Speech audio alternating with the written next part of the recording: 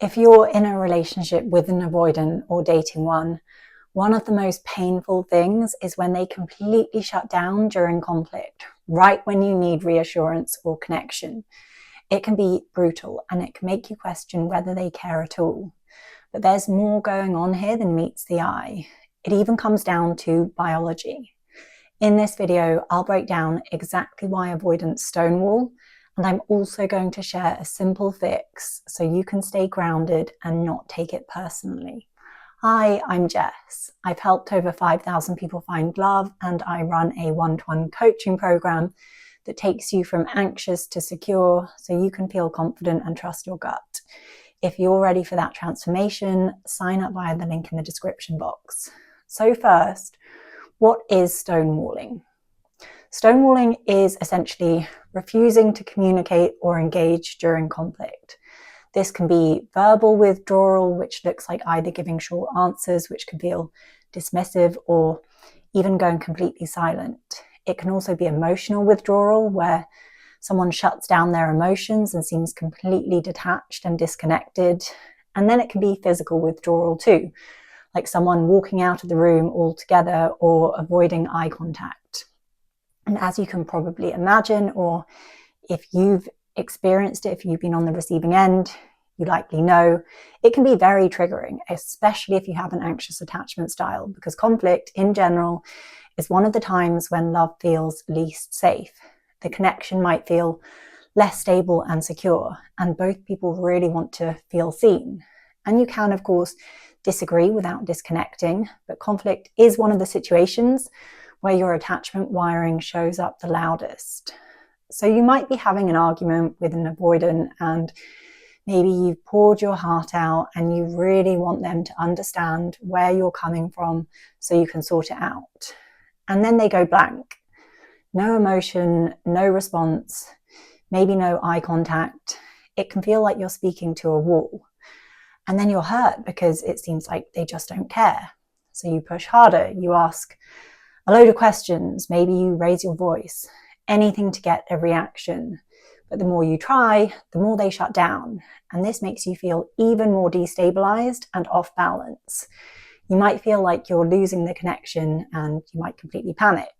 Then on top of that, whatever you're talking about doesn't get sorted out because you haven't had a proper discussion about it. That's often how stonewalling plays out in real life. And if you find yourself getting caught in anxious spirals, you need to know this.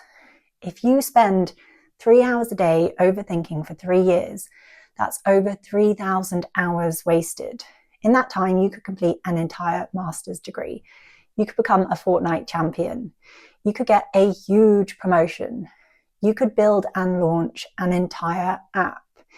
You could spend that time rock climbing in the gym, dating, or simply enjoying your life. Instead, you've lost it to spirals of doubt, replaying conversations, and second-guessing every decision. But that can change. The time to act is now. When you become secure, your mind quiets down. You think clearly, act confidently, and move through life without the constant mental noise. That's what Heal Anxious Attachment helps you do. It's my 8-week one-to-one coaching program that rewires those patterns so calm confidence becomes your default. If you're ready to stop wasting time in your head and start living your life, get more details by clicking the link in the description box below.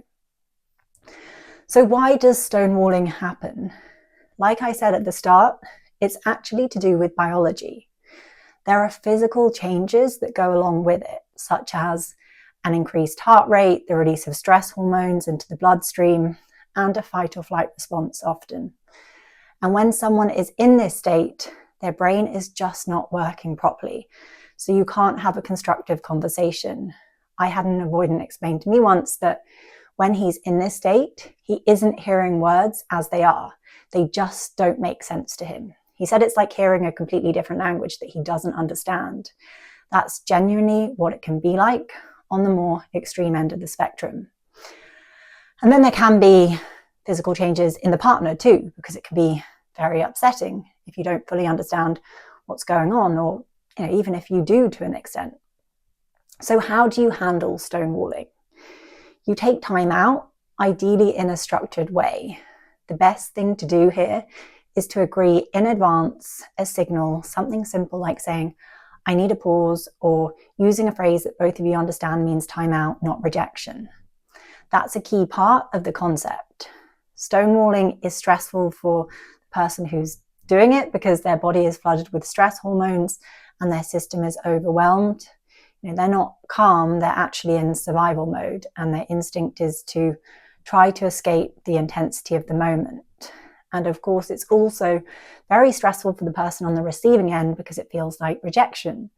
So it's important to make it clear that you will come back to the conversation once you've both calmed down. And you really want the break to last at least 20 minutes. So if you're dealing with stonewalling, remember, it's not about trying harder to get through. It's about creating safety for both of you.